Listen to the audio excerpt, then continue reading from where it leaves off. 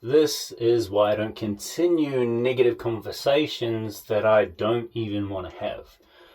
Now, for a lot of us, this is probably hard. We've connected with people, like I've said in the previous video, over a bond that is through negativity, because for us that feels safest. If I talk about something in the world that is going on, or something that someone close to us did, and we just bag them out all the time, then both of our focus is going on to that person, so then it can't be reflected back to me, and I can't feel like, oh, they're gonna feel the same about me, they're gonna see something in me that they don't like. No, if we focus everything outside of us, then hopefully we're protected, we feel safe. That's our self-protection pattern. And so when I started making sure that I wasn't bonding over negativity, one of the hardest things for me to do was to just be calm, clear, and confident with saying, oh yeah, I don't want to have this conversation.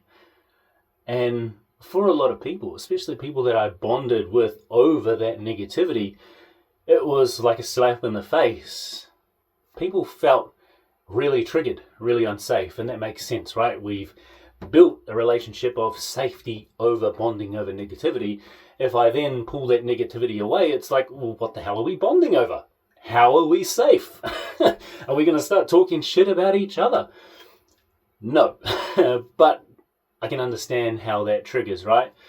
But the importance of that for me in saying, hey, like, I don't want to continue this conversation, especially if we're talking about politics, we're talking about a war, we're talking about what someone did to someone else. It's like what is the point of this conversation? Like, what is the point of this? Why are we talking about what someone else did? Like, is that going to help us learn something about ourselves? Is that going to help us learn how we can show up just a little bit differently, so we're a better version of us for the people that we're connected with, for the people that we love and lead? If not, do I really want to continue that conversation? And for me, when I started flipping from bonding over negativity, I become someone who just wanted to know how someone was going. Like, what's happening in your life? What have you done since I spent time with you last?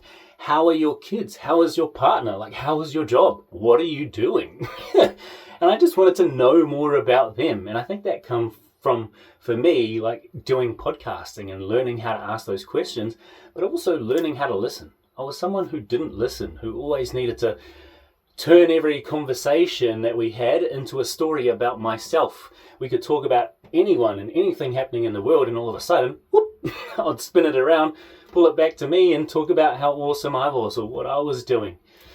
And so having that open, honest, confident response where it's like, hey, I don't want to have this conversation. Yeah, that's going to trigger some people. Yeah, that's going to create this like tension, but are you okay letting go of that relationship? The opposite of that, right, of letting go of that relationship is you, like, being more connected with who you are, being more true and authentic to who you actually are.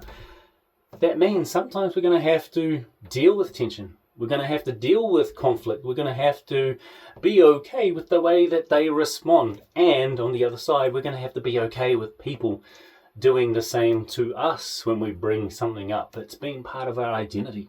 It's our safety pattern, our self-protection pattern. So we're going to bring that up at some point, and someone might say it to us, and we have to be like, oh, hell yeah. Hell yeah, thank you for doing that, because like, if you didn't do it, I probably would have continued and tried to bond over negativity. But that's not how it happens, right? If we really want to stop ourselves from bonding over negativity and just connect, like fully connect, because we want to know more about that person, how they're going in their life, how the people around them are, and how they feel, then that's going to be reflected back to us, right? And so to have that honesty and say, I don't want to continue this conversation. It doesn't have to be like an attack, a dig at someone so that you cut them down so much so that they feel stupid. It's just being honest and saying, hey, I don't want to have this conversation. It's not something that I'm interested in. And letting them respond how they want to respond. Yeah, some people are going to respond heavy. Some people are going to be fully tense and frustrated, and there might be anger projected back at you, but boom, boom, boom, you got to put the shield up and protect yourself and just be comfortable enough being who you are and wanting to interact the way that you want to interact. And yes, you might let people go, but you're going to attract people in who want to have those connections, have those conversations based on like interest, like deep interest in how you are, what you're doing in life, and that being reflected. And as you build and do that, as you grow together, whoo, man, you just support each other on this path back to you, back to self-acceptance, back to self-love, back to self-leadership. Cheers.